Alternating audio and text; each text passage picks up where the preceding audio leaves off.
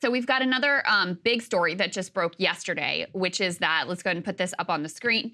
Joe Biden, it appears, has just been interviewed by special counsel Robert Hur over that classified documents probe. This happened over the course of 2 days. Here's the statement from the White House counsel's office. Spokesperson Ian Sams, the president, has been interviewed as part of the investigation being led by special counsel Robert Hur.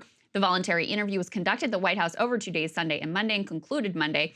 As we have said from the beginning, President and White House are cooperating with the investigation as it has been appropriate.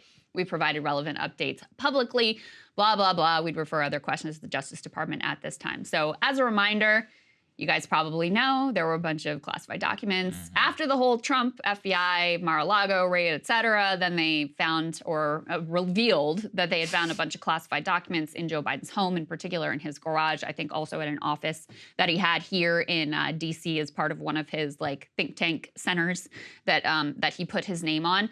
And quite a number of documents. We don't know a whole lot about what they contained.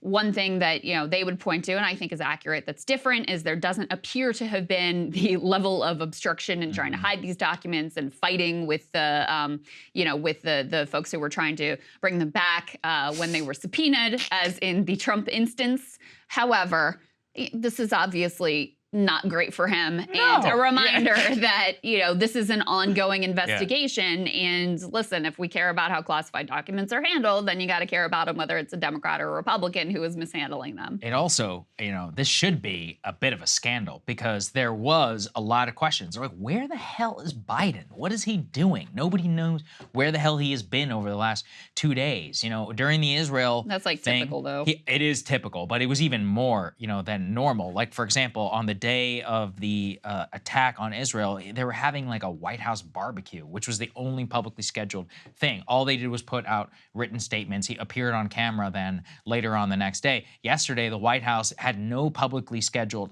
events. And then the statement drops in the middle of the night, of course, during a major international crisis where the president sat for almost 2 whole days with this investigator. So clearly they're trying to bury it. And I think you got very convenient timing in terms of what's going on with Israel, because it is a reminder that it turns out that all of these guys think they are above the law. They really believe that the classified documents are theirs. It's like a height of narcissism. And I don't particularly care because a lot of these are probably out of date or all of that. It's just more the idea, like in one case with the Biden docs, they're stored in his garage where he keeps his Corvette, which is why they're safe. But just to give you an idea of how personal he thought, they were intermingled with files that described like his son's funeral, right? It's like that's the level of how personal that they felt that these documents were theirs, and they're not. It just shows the staff and them and how they really believe that they can do whatever they want. There are so many things in which the president, vice president, some of these people, they really believe that they're kings. Yeah, because remember the Mike Pence, we found out like, oh, Mike Pence, the same thing. You know, it's and it turns out Jimmy Carter did the same thing.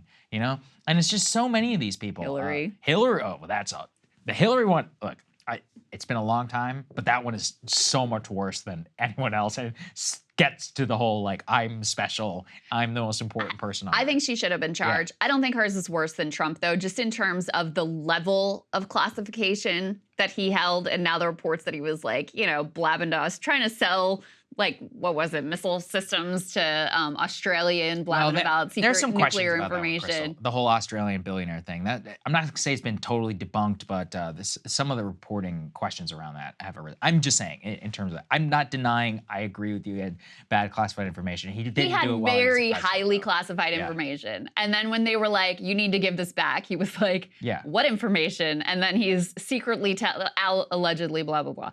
He's telling his staff and his maintenance workers to move boxes around to hide the stuff. We're talking about, like, you know, not the type of thing that is like bullshit classified, which much of classified information is bullshit classified. We're talking about stuff that is like, okay, if you're gonna have anything be secret, this should be probably secret. So I do think his is an order of magnitude different than the other She was Secretary of State. Don't forget about the bleach. Yeah, but there was bleach nothing like bit that and was the hammers.